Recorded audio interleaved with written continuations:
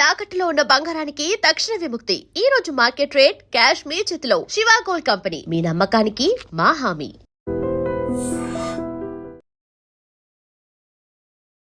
నమస్తే, నేను మీ వనజ రామిశెట్టి. మనందరికీ శ్రావణ మాస శుభాకాంక్షలు.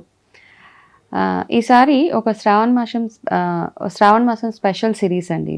అయితే ఇందులో ఏంటి అంటే, మనము ప్రతిసారి రాశి ఫలాలు అవి చెప్పుకుంటూ ఉంటాము, ఆస్ట్రాలజికల్గా అవనివ్వండి, టారో పరంగా అవనివ్వండి.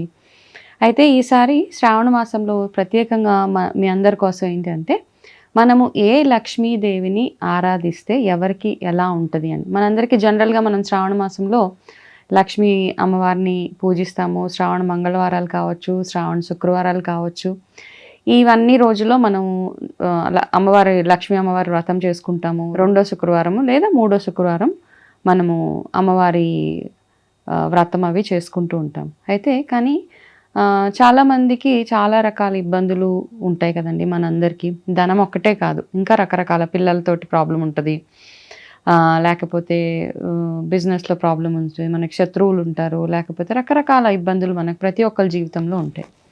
అయితే శ్రావణ మాసం చాలా పవిత్రమైన మాసం కాబట్టి చాలా ఎనర్జీ లెవెల్స్ చాలా ఎక్కువ ఉంటాయి అన్నమాట.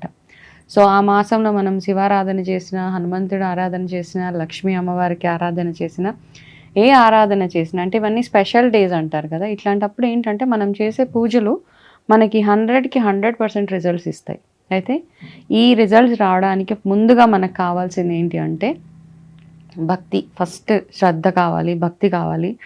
లక్ష్మీ అమ్మవారికి అత్యంత ప్రీతికరమైనది ఏదైనా ఉంది అంటే శుభ్రత, క్లెన్లీనెస్. అంటే ఇంటి శుభ్రత ఒకటే కాదు, మన మనసు కూడా అంతే క్లీన్గా ఉండాలి.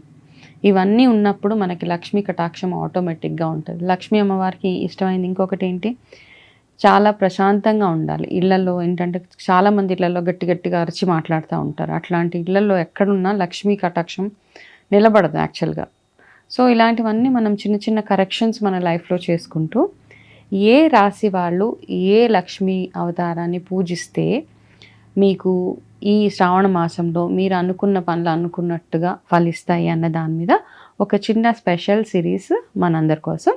సో ముందుగా మనము మేషరాశి వాళ్ళ గురించి మాట్లాడుకుందాం. ఓకే, సో మేషరాశి వాళ్ళు ఏంటి అంటే, మేషరాశి వాళ్ళకి రూలింగ్ ప్లానెట్ అంటాం కదా, అంటే రాశికి అధిపతి గ్రహం ఏదైనా ఉంది అంటే కుజగ్రహం. సో వీళ్ళు ఏం చేయాలంటే, వీళ్ళల్లో ఉన్న లక్ష్మీ క్వాలిటీస్ అనొచ్చు మనము. ఏ లక్ష్మీ అమ్మవారిని ఆహ్వానిస్తే వీళ్ళకి ధైర్యం ఎక్కువ.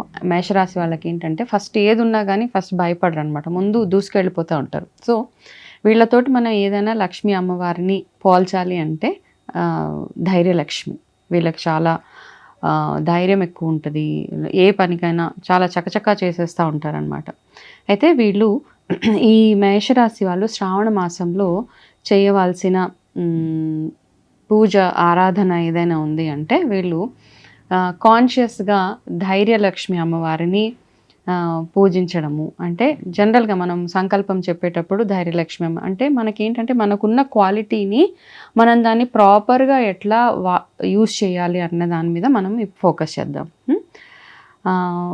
మీరు ధైర్యలక్ష్మి అమ్మవారిని పూజించినట్టయితే మీకు చక్కటి సక్సెస్ కానివ్వండి, ఓపిక ఫస్ట్ అన్నిటికంటే ఇంపార్టెంట్గా. ఎంత కోపం ఉన్నా, ఎంత ధైర్యం ఉన్నా మనందరికి కావాల్సింది చాలా చాలా ఓపిక అవసరం అన్నమాట. సో మీరు తీసుకునే డెసిషన్స్ ఏవైతే ఉంటాయో, మీ ఆలోచన శక్తి ఏదైతే ఉంటుందో, ఒక్కొక్కసారి మనం తప్పు డెసిషన్స్ తీసుకుంటూ ఉంటాం.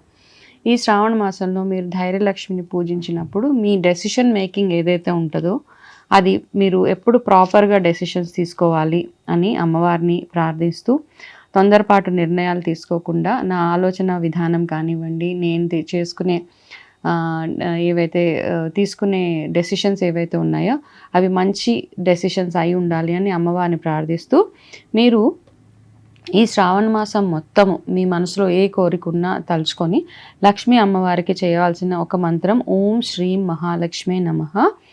ఈ చిన్న మంత్రాన్ని రోజు 108 సార్లు మీరు జపించుకుని మీరు పూజ కంటిన్యూ చేయొచ్చు.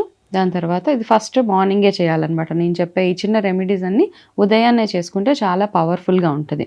అదేవిధంగా మీకు శ్రావణ మాసంలో నేను ఇచ్చే ఒక రెమెడీ ఏంటంటే శ్రావణ శుక్రవారాలు నేతితోటి దీపం పెట్టి మహాలక్ష్మి అమ్మవారి ముందు దీపం పెట్టి ఎర్రటి పూలు తోటి పూజించి అమ్మవారికి బెల్లాన్ని నైవేద్యంగా పెట్టండి. అదేవిధంగా ఈ శ్రావణ శుక్రవారాలు కానీ శ్రావణ మాసంలో ఏ రోజు కుదిరితే ఆ రోజు మీరు అవసరం ఉన్న వాళ్ళకి